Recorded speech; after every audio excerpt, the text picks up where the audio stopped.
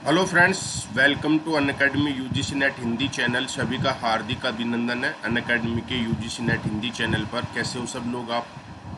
राम राम सबको, राधे राधे। राम राम मित्रों, सबको राम राम। और अच्छे हो आप लोग? तैयारी चल रही है भाई? आपकी ये क्लास अब 6 बजे ही हुआ करेगी। जिन विद्यार्थियों को नहीं मिलता है, कल कोई मिस्टेक हो गई थी इसलिए नहीं हो पाई थी, रेगुलर 6 बजे क्लास रहेगी पॉलिटी गवर्नेंस एंड एडमिनिस्ट्रेशन की। और आप पेपर 1 और पेपर 2 का अगर प्लस कोर्स ज्वाइन करना चाहते हैं तो आप ज्वाइन कर सकते हैं। फीस में 10% डिस्काउंट के लिए आप मेरा रेफरल कोड यूज कर सकते हैं, राजेंद्र 10। और आप इसको किसी भी रेफरल कोड राजेंद्र 10 को आप किसी भी कैटेगरी में अप्लाई कर सकते हैं। चाहे आप नेट की तैयारी करो, चाहे आरपीएससी की करो, चाहे यूपीएससी की करो, एसएससी की करो, कोई से भी अनअकैडमी पे भी आप किसी भी कैटेगरी में किसी भी सेक्शन में अगर तैयारी करते हैं तो आप 10% डिस्काउंट के लिए राजेंद्र 10 रेफरल कोड यूज कर सकते हैं। पेपर 1 में अपन बात कर रहे थे दोस्तों, पेपर फर्स्ट आपका जो था उसमें अपन पॉलिटी गवर्नेंस एंड एडमिनिस्ट्रेशन की बात कर रहे थे। और उसमें मैं आपको प्रियम्बल यानी कि प्रस्तावना के बारे में पढ़ा रहा था। प्रियम्बल यानी कि प्रस्तावना, प्रस्तावना के बारे में मैं आपको पढ़ा रहा था। और इसमें मैंने कुछ शब्दों की व्याख्या करी थी। प्रस्तावना में जो शब्द हैं उन शब्दों की व्याख्या मैंने करी थी। शब्दों की व्याख्या, शब्दों की व्याख्या मैंने आप लोगों के सामने करी थी। जैसे मैंने आपको बता दिया था, हम भारत के लोग क्या मतलब होता है, प्रभुत्व संपन्न के बारे में बता दिया था, समाजवाद के बारे में बता दिया था, पंथ निरपेक्ष के बारे में मैंने आप लोगों को बता दिया था। आज अपन उसी क्रम में प्रस्तावना के अन्य शब्दों के बारे में अगर चर्चा करें, प्रस्तावना के अन्य शब्द, प्रस्तावना के अन्य शब्दों के बारे में बात करें तो अन्य शब्दों में एक है, हम भारत के लोग भारत को संपूर्ण प्रभुत्व संपन्न समाजवाद, पंथ निरपेक्ष लोकतांत्रिक गणराज्य, लोकतांत्रिक गणराज्य, लोकतांत्रिक, लोकतांत्रिक गणराज्य। अब दोनों शब्दों का मतलब अलग अलग है। दोनों शब्दों का मतलब क्या है? अलग अलग है। यानी कि भारत लोकतंत्र है, यानी कि हमारे यहाँ पे लोकतंत्र भी है और हमारे यहाँ पे गणतंत्र भी है। हमारे भारत में लोकतंत्र भी है, हमारे भारत में गणतंत्र भी है, ये आपको ध्यान रखना है। लोकतंत्र और गणतंत्र दोनों। अब लोकतंत्र का तात्पर्य क्या होता है? लोकतंत्र का तात्पर्य क्या होता है? लोकतंत्र का तात्पर्य होता है लोगों का लोगों के द्वारा शासन, लोगों का लोगों के द्वारा, लोगों के द्वारा द्वारा शासन। मैं सिंपल भाषा में अगर आप लोगों से बात करूं तो जनता का जनता के द्वारा शासन।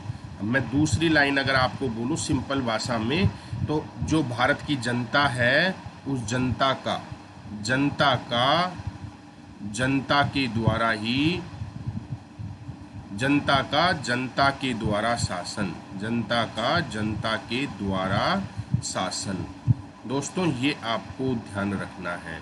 इसका मतलब होता है जनता का जनता के द्वारा शासन।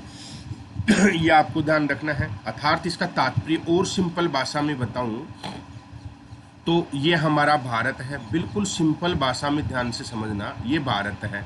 भारत में ये जनता जनार्दन है, ये जनता है, हम लोग निवास करते हैं भारत में, ये हम निवास करते हैं भारत में, हम निवास करते हैं। हम क्या करते हैं? हमारा प्रतिनिधित्व चुनते हैं। हमारा हमारा क्या चुनते हैं? प्रतिनिधि चुनते हैं। प्रतिनिधि, प्रतिनिधि चुनते हैं हम। और ये आपकी जनता जनार्दन है, ये भारत में ये लोग हैं, ये जनता जनार्दन है। हम हमारा प्रतिनिधि क्या करते हैं? चुनते हैं। कौन, किस रूप में चुनते हैं प्रतिनिधि? एक तो हम चुनते हैं हमारा सांसद, और सांसद को बोलते हैं एमपी, मेंबर ऑफ पार्लियामेंट, और एक अपन चुनते हैं विधायक, विधायक, और विधायक को हम क्या बोलते हैं, MLA, member of legislative assembly, हम ये चुनते हैं। अब ये क्या करते हैं, सांसद हमारी आवाज़ उठाता है। सांसद जो होता है ये जनता की आवाज़ संसद में उठाएगा, जनता की आवाज़, सांसद जनता की आवाज़ कहाँ उठाता है, संसद में।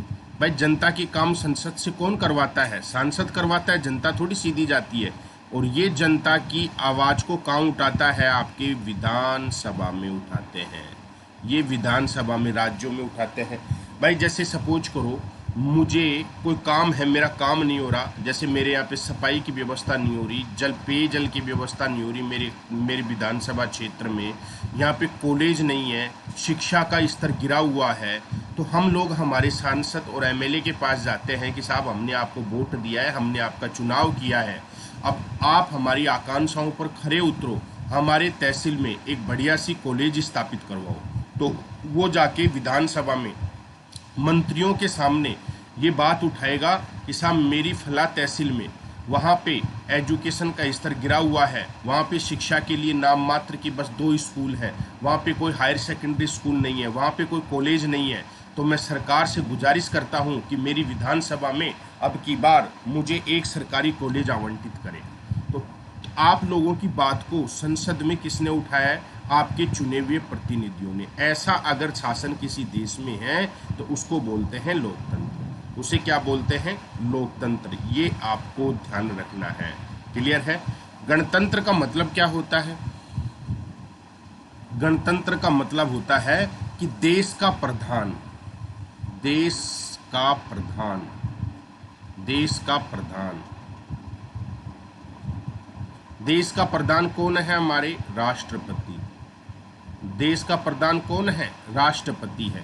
देश का प्रधान का पद वंशानुगत न होकर, वंशानुगत न होकर, वंशानुगत न होकर, न होकर क्या होता है, निर्वाचित होता है, निर्वाचित होता है।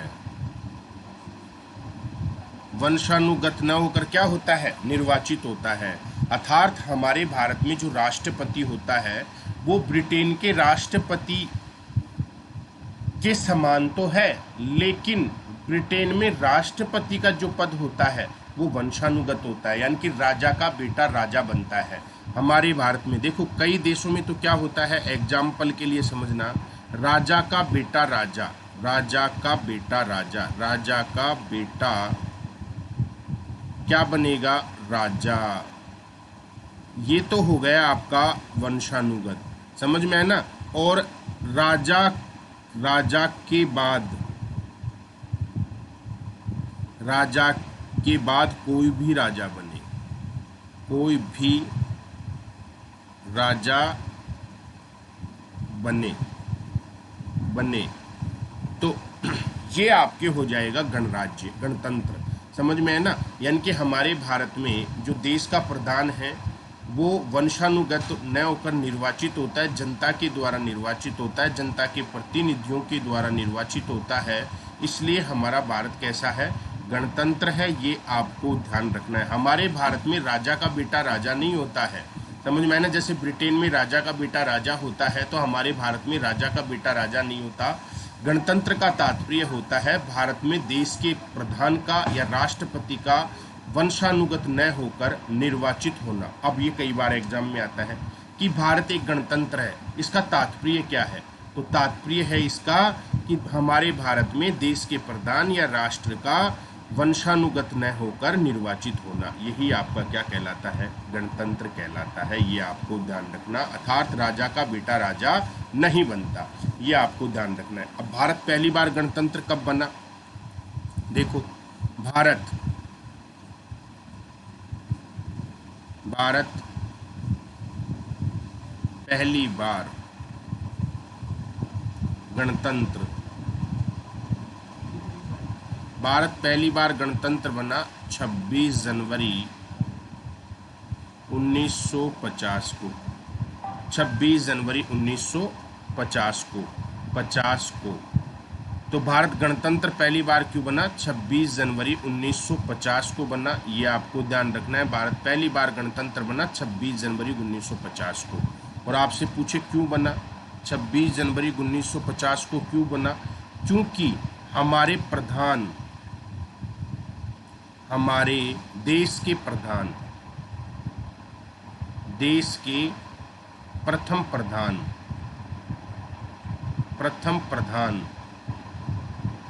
देश के प्रथम प्रधान कौन बने थे इस दिन? राजेंद्र प्रसाद बने थे। डॉक्टर राजेंद्र प्रसाद बने थे। यानी कि पहले राष्ट्रपति कौन बने थे? राजेंद्र प्रसाद बने थे। ये आपको ध्यान रखना है, आपसे पूछा जा सकता है। देश के प्रधान कौन थे? राजेंद्र प्रसाद पहले राष्ट्रपति थे हमारे, ये जिनका क्या हुआ था? निर्वाचन हुआ था। क्लियर? अब प्रस्तावना में अन्य शब्दों की अगर मैं बात करूं, प्रस्तावना में अन्य शब्द, अब प्रस्तावना में लोकतंत्र, गणतंत्र मैंने आपको बता दिया, ठीक है।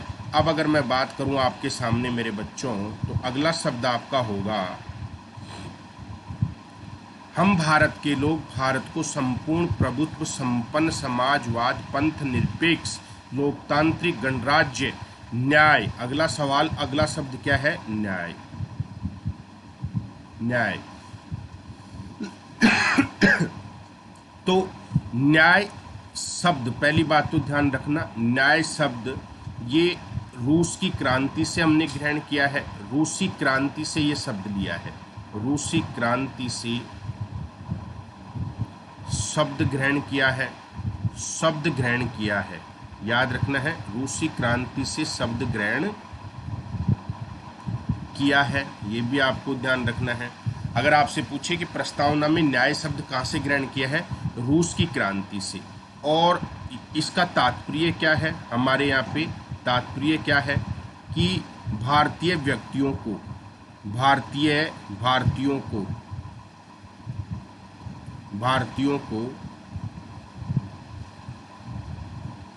भारतीयों को 3 प्रकार की न्याय उपलब्ध कराई गई है। सामाजिक न्याय, प्रस्तावना में 3 प्रकार की न्यायों का उल्लेख है। सामाजिक न्याय यानी कि समाज में किसी के साथ में कोई भेदभाव नहीं होगा, समाज में सभी लोग बराबर समझे जाएंगे। आर्थिक न्याय, समाज में रहने वाले प्रत्येक व्यक्तियों को आजीवन के साधनों का अधिकार होगा, समझ में है ना। और मिलने वाली सभी योजनाओं का लाभ समाज के सभी व्यक्तियों को समान रूप से वितरित किया जाएगा। राजनीतिक न्याय, सभी को राजनीतिक क्षेत्र में समान अवसर मिलेंगे, समान अवसर मिलेंगे। ऐसे नहीं है एमएलए का बेटा ही एमएलए बन सकता है, कोई भी चुनाव लड़ सकता है। तो ये 3 प्रकार की न्यायों का उल्लेख हमारे प्रस्तावना में किया गया है। सामाजिक न्याय का, आर्थिक न्याय का, राजनीतिक न्याय का। परीक्षा में आपसे क्वेश्चन पूछा जा सकता है कि प्रस्तावना में कितने प्रकार की न्याय का उल्लेख है, तो आपका जवाब होना चाहिए प्रस्तावना में 3 प्रकार की न्याय का उल्लेख है। अगला शब्द प्रस्तावना में है मेरे बच्चों आपके सामने, समानता।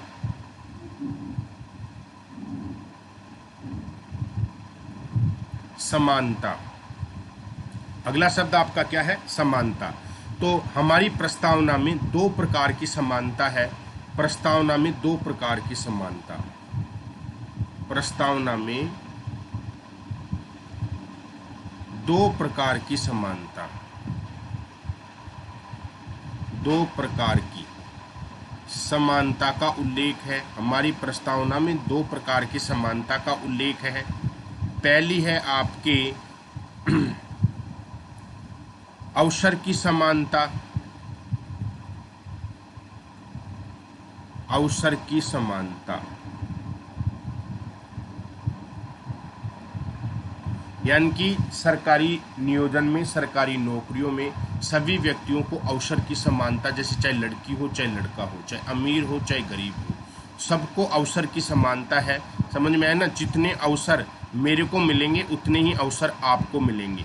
दूसरा, प्रतिष्ठा की समानता, हर व्यक्ति को अपनी मान मर्यादा, उसकी शान शौकत प्रतिष्ठा, इन सब की भी उनको क्या है, समानता है। ऐसे नहीं है गरीब व्यक्ति के साथ में आप भेदभाव करोगे, अमीर व्यक्ति को आप साथ बहुत अच्छे से टैकल करोगे, ये आपको ध्यान रखना है। क्लियर है? तो अब याद रखना है आपको समानता शब्द, समानता शब्द, समानता शब्द हमने कहाँ से ग्रहण किया है? फ्रांस की क्रांति से, फ्रांस की क्रांति से। समानता शब्द हमने कहाँ से ग्रहण किया है? फ्रांस की क्रांति से ग्रहण किया है। ये आपको ध्यान रखना है, आपसे पूछा जा सकता है। इसी के साथ में याद रखना है न्याय, और न्याय से पहले एक शब्द और है आपका जिसका नाम है स्वतंत्रता। प्रस्तावना में और क्या मिली हुई है आपको? स्वतंत्रताएं मिली हुई हैं, जो आर्टिकल 19 से अलग है, जो आर्टिकल 19 से अलग है। प्रस्तावना में आपको स्वतंत्रताएं मिली हुई है। ये स्वतंत्रताएं याद रखना है, ये स्वतंत्रता आर्टिकल 19 से क्या है? पृथक है। आर्टिकल 19 से पृथक है। क्या क्या है? जैसे विचार की स्वतंत्रता, पहला विचार की स्वतंत्रता, अभिव्यक्ति की स्वतंत्रता, अभिव्यक्ति की स्वतंत्रता, ये क्रम भी आपसे पूछ लेता है। अभिव्यक्ति की स्वतंत्रता, विश्वास की स्वतंत्रता, विश्वास की स्वतंत्रता, इसके बाद में उपासना की स्वतंत्रता, उपासना की स्वतंत्रता, उपासना की स्वतंत्रता, और धर्म की स्वतंत्रता, धर्म की स्वतंत्रता, धर्म की स्वतंत्रता। इन स्वतंत्रताओं का उल्लेख आपके किस में किया गया है? प्रियम्बल में किया है। एग्जाम्पल के लिए जैसे मैं आपको बताऊं कि भाई अभी मैं आपको कुछ बताऊं तो बताने का मतलब मेरे मस्तिष्क में विचार आ रहे हैं, समझ में है ना? मेरे मस्तिष्क में क्या आ रहे हैं? विचार। मेरे विचारों को फिर मैं आपके सामने प्रकट करूंगा, यानी कि उनको अभिव्यक्त करूंगा। मेरे मस्तिष्क में जो विचार आते हैं उन विचारों पर आप क्या करोगे? मैंने प्रकट आपके सामने किया, अभिव्यक्त किया, तो आप मेरे विचारों पर विश्वास करोगे। क्या करोगे? विश्वास। तो क्रम याद रखना, सबसे पहले मस्तिष्क के विचार, फिर उनको मैंने आप लोगों के सामने अभिव्यक्त किया, अभिव्यक्ति के साथ में आपने मेरे विचारों पर विश्वास किया, ट्रस्ट किया, और दो क्रम में याद रखना, उपासना और धर्म की स्वतंत्रता। प्रत्येक व्यक्ति को उपासना का अधिकार है, उपासना की स्वतंत्रता है। उपासना का मतलब पूजा पाठ करना। धर्म की स्वतंत्रता, हमारे धर्म को, खुद के धर्म को मानने का बढ़ावा की स्वतंत्रता है। ये आपको ध्यान रखना है। तो ये भी आपसे पूछा जा सकता है कि प्रस्तावना में स्वतंत्रता शब्द कहाँ से लिया? शब्द प्रस्तावना में ये शब्द भी हमने कहाँ से लिया है? फ्रांस की क्रांति से, फ्रांस की क्रांति से, फ्रांस की क्रांति से लिया है। ये आपको ध्यान रखना है। क्लियर है? अगला शब्द प्रस्तावना में, अगला शब्द है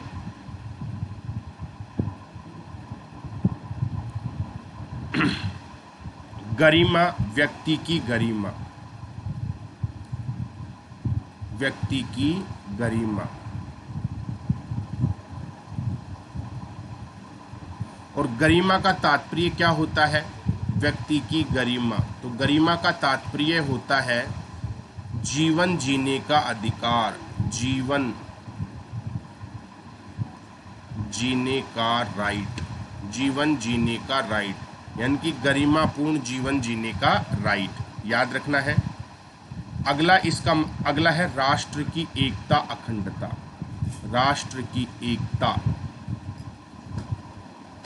एकता तुम जानते हो, एक होना, अखंडता टुकड़े नहीं होना। अखंडता, अखंडता का मतलब टुकड़े नहीं, टुकड़े नहीं, टुकड़े नहीं। अखंडता का मतलब होता है टुकड़े नहीं। तो राष्ट्र की एकता, अखंडता, और लास्ट शब्द इसका क्या है? बंधुता। बंधुता का मतलब होता है भाईचारा, बंधुता। और बंधुता का मतलब क्या होता है? भाईचारा, भाईचारा। बंधुता का मतलब होता है भाईचारा। बंधुता का मतलब क्या होता है? भाईचारा। ये आपको ध्यान रखना है। समझ में आ गया। ये अब बंधुता शब्द भी हमने कहाँ से लिया है? बंधुता शब्द, ये शब्द भी हमने फ्रांस की क्रांति से ग्रहण किया है। फ्रांस की क्रांति से हमने क्या किया है? ग्रहण किया है, क्रांति से। अब ये आपके प्रियम्बल के कुछ वर्ड्स थे जो मैंने आप लोगों को बताए हैं मेरे दोस्तों। अब अगर मैं बात करूं आपके सामने, तो यहाँ से इम्पोर्टेंट जो बन सकता है, देखो यहाँ से आपसे पूछे कि स्वतंत्रता, समानता, स्वतंत्रता, समानता, बंधुता, शब्दों को प्रस्तावना में कहाँ से लेकर जोड़ा गया है? कहाँ से लेकर जोड़ा गया है? कहाँ से लेकर जोड़ा गया है? तो आपका सही जवाब होना चाहिए फ्रांस की क्रांति से। फ्रांस की क्रांति से लेकर जोड़ा गया है। मित्रों, कहाँ से जोड़ा है? फ्रांस की क्रांति से। ये आपको ध्यान रखना है। क्लियर? दूसरा ये वेरी वेरी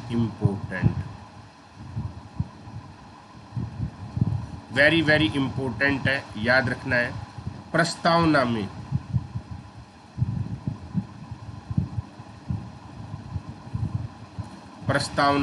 एक, याद रखना, समाजवाद, जिसके बारे में मैंने आपको बताया था। समाजवाद, प्रस्तावना में एक, याद रखना, समाजवाद। दूसरा मैंने बताया था पंथ निरपेक्षता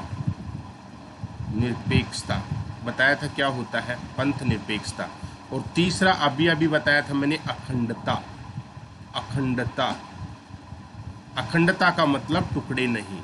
समझ में आया ना? अखंडता का मतलब टुकड़े नहीं, इसका मतलब हम क्या रहेंगे? एक रहेंगे, एकता। ये जो 3 शब्द हैं, ये टोटल शब्द कितने हैं? कुल शब्द, ये भी पूछ लेता है कुल शब्द कितने हैं ये, तो ये कुल शब्द हैं 3। कितने शब्द हैं? 3। और ये शब्द प्रस्तावना में, ये शब्द प्रस्तावना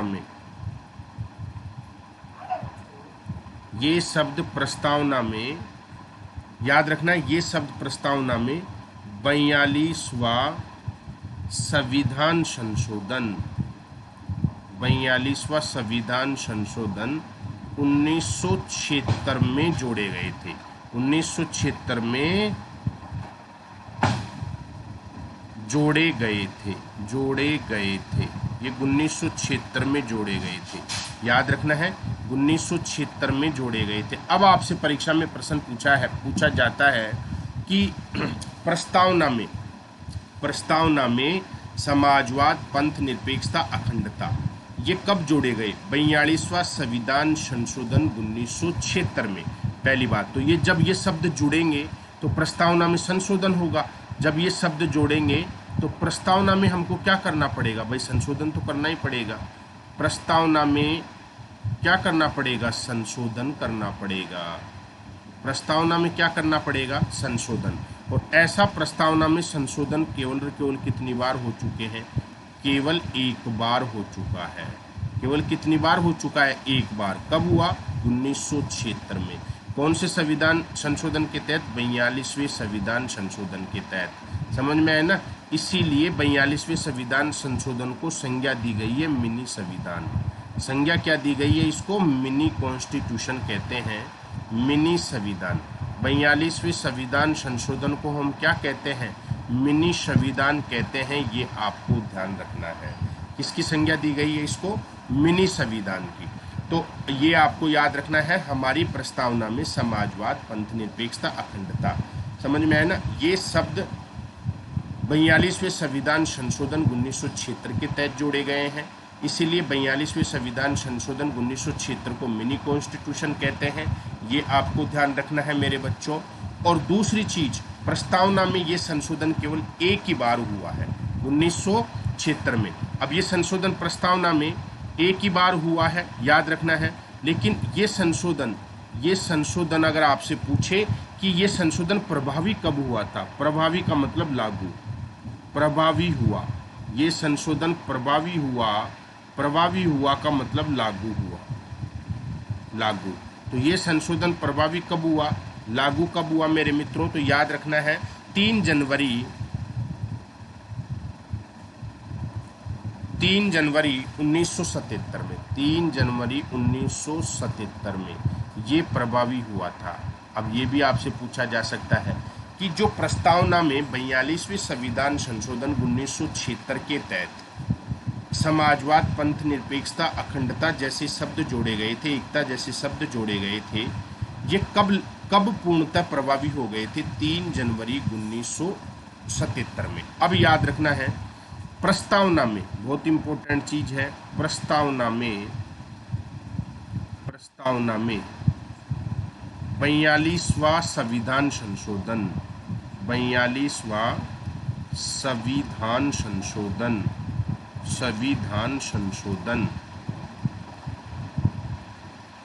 42वां संविधान संशोधन आज तक का, आज मैं पढ़ा रहा हूँ, आज तक की बात कर रहा हूँ, आज तक का पहला व अंतिम संशोधन है। अभी तक और कोई संशोधन नहीं हुआ है, अंतिम संशोधन है, अंतिम संशोधन है। ये आपको ध्यान रखना है, ये प्रस्तावना का पहला और अंतिम संशोधन है, ये आपको ध्यान रखना है। आपसे परीक्षा में पूछा जा सकता है कि ये कौन सा संशोधन है, तो ये आज तक का पहला और अंतिम संशोधन है, ये आपको याद रखना है। क्लियर है? दूसरा, अब यहाँ पे वेरी वेरी इंपॉर्टेंट कुछ चीज़ें पढ़ेंगे अपन, very very important. Raghunath Rao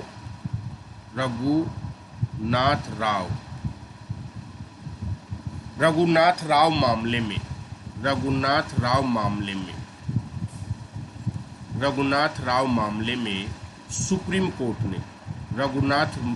मामले में सुप्रीम कोर्ट ने, सुप्रीम कोर्ट ने क्या कहा था? सुप्रीम कोर्ट ने कहा था कि प्रस्तावना, जो प्रियम्बल है, जो प्रस्तावना है, रघुनाथ राव मामले में सुप्रीम कोर्ट ने कहा कि प्रस्तावना शक्ति का स्रोत नहीं है, शक्ति का स्रोत नहीं है। बेटाओ ये पूछे जाते हैं, शक्ति का स्रोत नहीं है, याद रखना है। यह आपसे पूछा जा सकता है कि किस मामले में सुप्रीम कोर्ट ने कहा कि प्रस्तावना शक्ति का स्रोत नहीं है, समझ में आया ना? दूसरा, सुप्रीम कोर्ट ने क्या कहा इसके बारे में कि विधानमंडल पर प्रतिबंध नहीं लगाया जा सकता है। इसी मामले में कहा कि प्रस्तावना विधानमंडल पर प्रतिबंध नहीं लगाती है, विधानमंडल पर प्रतिबंध नहीं लगाया जा सकता है,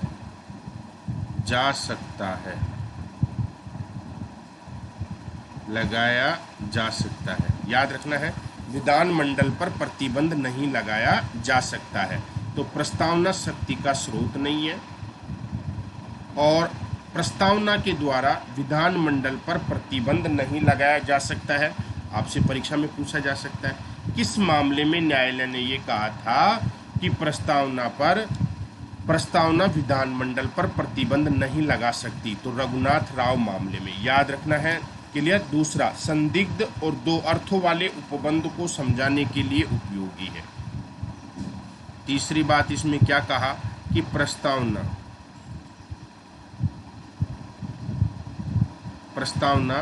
संदिग्ध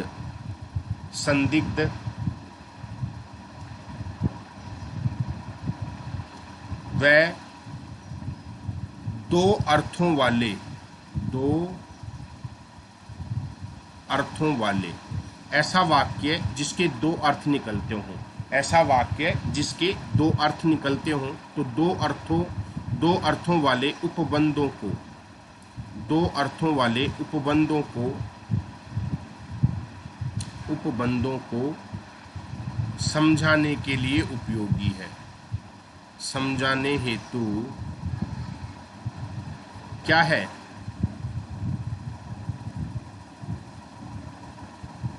उपयोगी है। याद रखना है, दो अर्थों वाले, या आपको सीधा दे दे कि जिन ऐसे शब्द जिनका दो मतलब निकलते हों, उनको समझाने के लिए प्रस्तावना क्या है? उपयोगी है। ये आपको ध्यान रखना है। तो ये कौन सा मामला है? रघुनाथ राव मामला है। रघुनाथ राव मामला आपसे परीक्षा में प्रश्न पूछा जा सकता है कि रघुनाथ राव मामले में सुप्रीम कोर्ट ने प्रस्तावना के लिए क्या कहा था। तो याद रखना है, रघुनाथ राव मामले ने सुप्रीम कोर्ट में प्रस्तावना के लिए कहा कि ये शक्ति का स्रोत नहीं है। ये आपको ध्यान रखना है, शक्ति का स्रोत नहीं है। विधानमंडल पर प्रतिबंध नहीं लगाया जा सकता इसके द्वारा। प्रस्तावना संदिग्ध व दो अर्थों वाले उपबंधों को समझाने हेतु उपयोगी है। ये आपको ध्यान रखना है। क्लियर है? यहाँ तक का मामला क्लियर हो गया। चले आगे। अब प्रस्तावना के कुछ इम्पोर्टेंट चीज हैं जिनको देखेंगे कि कौन से केस में प्रस्तावना को संविधान का भाग माना है, कौन से केस में प्रस्तावना को संविधान का भाग नहीं माना है। ठीक है दोस्तों, जो विद्यार्थी ज्योग्राफी से हैं, जिनका मेन सब्जेक्ट ज्योग्राफी है, जो नेट जेआरएफ की तैयारी या कॉलेज लेक्चर, स्कूल लेक्चर की तैयारी ज्योग्राफी से करना चाहता है, तो उन विद्यार्थियों के लिए बहुत अच्छी अपॉर्चुनिटी है। 9:30 बजे मेरे द्वारा अनअकैडमी फ्री लाइव क्लासेज पर 1000 इम्पोर्टेंट क्वेश्चनों की एक श्रृंखला विद एक्सप्लेनेशन के साथ में चालू की गई है। तो जो विद्यार्थी आप अनअकैडमी पे ये 1000 इम्पोर्टेंट पर्सन, जिसमें फिजिकल ज्योग्राफी, थॉट है, कार्टोग्राफी है, पॉपुलेशन ज्योग्राफी है, पॉलिटिकल ज्योग्राफी है, एनवायरनमेंट ज्योग्राफी है, तो आप विद एक्सप्लेनेशन इन प्रश्नों को समझ सकते हैं। तो मेरे साथ में डेली 9:30 बजे जुड़ने का प्रयास करें। मॉर्निंग में 9:30 बजे डेली पेपर सेकंड के लिए। ये अनअकैडमी पे आपकी फ्री लाइव क्लास है, इसका कोई चार्ज नहीं है। आपको क्या करना है? अनअकैडमी लर्निंग ऐप डाउनलोड करना, सेलेक्ट यूर गोल में मेरा नाम सर्च करना, राजेंद्र शर्मा, और मेरी प्रोफाइल को फॉलो करना। तो मेरे द्वारा ली जाने वाली समस्त क्लासों को आपको नोटिफिकेशन टाइम पे मिलता रहेगा। ठीक है, बहुत सिंपल है। और ये आपका wifi study UGC NET Hindi channel पर 6 बजे मेरी ये क्लास आपके लिए रेगुलर रहेगी। ठीक है, और जो विद्यार्थी मेरे से पेपर फर्स्ट और पेपर सेकंड जुड़कर पढ़ना चाहते हैं, अगर पढ़ाया हुआ समझ में आता है आपको अच्छे तरीके से, तो आप पेपर 1 जिसमें से मोस्टली पार्ट कवर करवाऊंगा, और पेपर 2 जिसमें से ज्योग्राफी का 100% पार्ट कवर करवाऊंगा विद क्वेश्चन के साथ में। तो ये प्लस कोर्स है, आपकी श्रद्धा के अनुसार आप ज्वाइन कर सकते हैं। 6 महीने का, साल भर का, 2 साल का। जिन विद्यार्थियों का जो फ्रेशर है, जिनका लॉन्ग गोल है, लॉन्ग गोल कि साहब मुझे दिसंबर वाला या जून वाला देना है, अभी तो मैं एमए फाइनल में ही हूँ, वो विद्यार्थी भी मेरे से जुड़ सकते हैं और इस कोर्स को आराम से लेके पढ़ सकते हैं। अब आपकी कुल फीस में 10% का डिस्काउंट अगर आप चाहते हैं तो मेरा रेफरल कोड है राजेंद्र10। आप मेरा रेफरल कोड राजेंद्र10 लगाकर आप क्लास का आनंद ले सकते हैं। ठीक है, इसी के साथ में आप सभी की रात अच्छी हो, आप मस्त रहें, ऐसे मुस्कुराते रहें। बाकी की बात अपन कल की क्लास में कंटिन्यू करेंगे मित्रों। ठीक है, राम राम, टेक केयर।